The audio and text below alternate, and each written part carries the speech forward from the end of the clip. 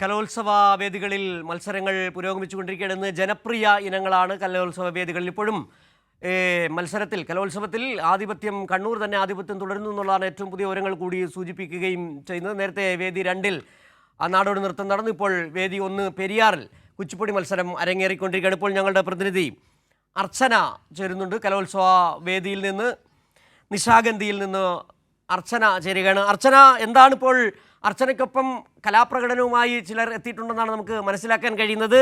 വലിയ തരത്തിലുള്ള ആവേശം 3-ാം ദിനത്തിലും ഇന്ന് ജനപ്രിയ ഇനങ്ങളാണ് കൂടുതൽ കലോത്സവ വേദികളിൽ നടക്കാനിരിക്കുന്നത്. ആർക്കൊപ്പമാണിപ്പോൾ അർച്ചനയുള്ളത്?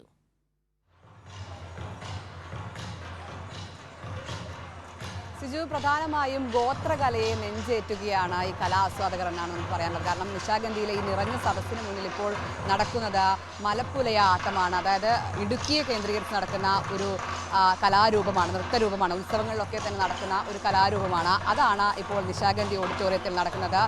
ആളുകൾ മൊത്തം ഇതിനെ നെഞ്ചേറ്റിയ ഒരു കാഴ്ചയാണ് നമ്മൾ ഇവിടെ നിന്ന് കാണുന്നത്. മാത്രമല്ല നിരവധിയായ കുട്ടികൾ ഇവിടെ തയ്യാറായിരിക്കുകയാണ്. സൂചിപ്പിച്ചതുപോലെ ഈ മലപ്പുലയാട്ടം നടത്തുന്ന കലാകാരന്മാരാണ് നമുക്ക് പിന്നിൽ ഇപ്പോൾ അണിനിരന്നിരിക്കുന്നത്. അവർ ഈ വേദിയിലേക്ക് പോകാൻ ഇനി നിമിഷ നേരങ്ങൾ മാത്രമാണുള്ളത്. അവരാണ് ഇപ്പോൾ തയ്യാറായി നിൽക്കുന്നത്. നിരവധിയായി കുട്ടികൾ ഈ ആദ്യമായാണ് ഇത്തരത്തിലൊരു ഗോത്ര കല ഇങ്ങനെ വേദിയിലേക്ക് അരങ്ങിലെത്തുന്നത്. അതിൻ്റെ ഒരു ആകാംക്ഷയിൽ കൂടിയാണ്. എവിടെ നിന്നാണ് മക്കൾ വരുന്നത്? മത്സരം തുടങ്ങാനായോ? ക്ലസ്റ്റർ 3 ആണ്. ക്ലസ്റ്റർ 3. നിങ്ങൾ എങ്ങനെയാണിത് പഠിച്ചത്? ആദ്യമായിട്ടാണ് ഇങ്ങനെ ഒരു കലാരൂപം അവതരിപ്പിക്കുന്നത്? സരിത ടീച്ചറും ശ്യാം സാറും പഠിപ്പിച്ചു. വാമൊഴിയില്ല, വാദ്യമേളങ്ങളുടെ അകമ്പടി മാത്രമേ ഉള്ളൂ അല്ലേ? എന്തൊക്കെയാണ് നിങ്ങളുടെ പ്രത്യേകതകൾ? ഞങ്ങൾ കോല്, പിന്നെ കിട്ടിമുട്ടി, കട്ടവാദ്യം, ചാക്കുവാദ്യം ഇത് ഉപയോഗിച്ചാണ് ഞങ്ങളത് കളിക്കുന്നത്. പിന്നെ കോല് കൊണ്ട് ഞങ്ങളുടെ ഒരു ചെറിയ നൃത്തം. ആദ്യമായിട്ടാണല്ലോ ഇങ്ങനെ വേദിയിലേക്ക് ഇറങ്ങുന്നത്. വലിയ പ്രതീക്ഷയിലാണോ? പ്രതീക്ഷയുണ്ട്, ജയിക്കുമെന്ന് തന്നെയാണ്. പരിശീലനമൊക്കെ നല്ലതായിരുന്നു. വളരെ കുറച്ച് ദിവസം പരിശീലനത്തിന് ഞങ്ങൾ ആദ്യമേ പോയപ്പോൾ തന്നെ ഇച്ചിരി പരിശീലനമൊക്കെ കുറവായിരുന്നു. പിന്നെ അതൊക്കെ പഠിച്ച് ഞങ്ങൾ സബ് ജില്ല വാങ്ങിച്ച്, ജില്ല വാങ്ങിച്ച്, ഇപ്പോൾ സ്റ്റേറ്റ് വരെ എത്തി. ഭയങ്കര അഭിമാനമൊക്കെ ഉണ്ട്. കല്യാണങ്ങളിലാണ് ഇത് പ്രധാനമായല്ലേ ഈ നൃത്തം അവതരിപ്പിക്കുന്നത് അല്ലേ? നിങ്ങളുടെ ഈ ഒരുങ്ങിയതൊക്കെ ആ രീതിയിലാണോ? ഏകദേശം അങ്ങനെയൊക്കെ വരും.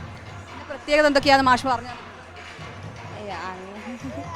സന്തോഷമുള്ള ഓരോ സിറ്റുവേഷൻസിലാണ് അവർ നൃത്തം കളിക്കുന്നത്. കയർത്താമസം അതുപോലെയുള്ള അവർക്ക് സന്തോഷമായി ഉണ്ടാവുന്ന ഓരോരോ ഇതിലാണ് അവർ കളിക്കുന്നത്. പെൺകുട്ടികളോടൊപ്പം ഇവിടെ കുറച്ച് അതായത് ആൺകുട്ടികളുമുണ്ട്. എന്തൊക്കെയാ ഇത് മുട്ടാണോ? ഇതെന്താണ്? ഇത് കിട്ടുമുട്ടി. കോലുകൊണ്ട് മുട്ടാണ്. ഇത് കിട്ടുമുട്ടി, ഇത് കട്ടവാദ്യം. ഇതിന്റെ താളം പിടിച്ചാണ് ഇവർ ഡാൻസ് കളിക്കുന്നത്. നിങ്ങളാണ് കൊട്ടുന്നത്. ഞങ്ങൾ ഡാൻസ് കളിക്കുന്നത്, ഇവർ രണ്ടുപേരും കൊട്ടുകയാണ്. ഇവർ രണ്ടുപേരും. എന്തൊക്കെ ഇതിന്റെ പ്രത്യേകതകളെന്ന് അറിയോ? കല്യാണങ്ങൾ നടക്കുന്ന ആഘോഷങ്ങളിലാണല്ലോ അല്ലേ? അറിയാം. കല്യാണങ്ങൾ നടക്കുന്നത്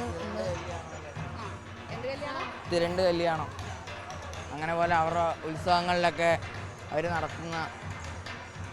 ആദ്യമായിട്ടല്ലേ അല്ലേ? ഇതൊക്കെ പഠിപ്പിച്ചു ശ്യാം സാറും സരിത ടീച്ചറും. ആദ്യം അഖിൽ സാറാണ് പഠിപ്പിച്ചത്. അത് കഴിഞ്ഞ് സാറ് പറഞ്ഞു ഒരു സാറും ടീച്ചറും പഠിപ്പിക്കാൻ വരുമെന്ന് പറഞ്ഞു. അങ്ങനെ ശ്യാം സാറും സരിത ടീച്ചറും വന്നു. തകർക്കാൻ പോവാണല്ലേ?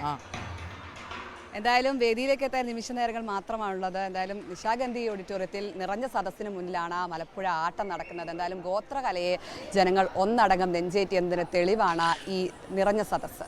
സിജു.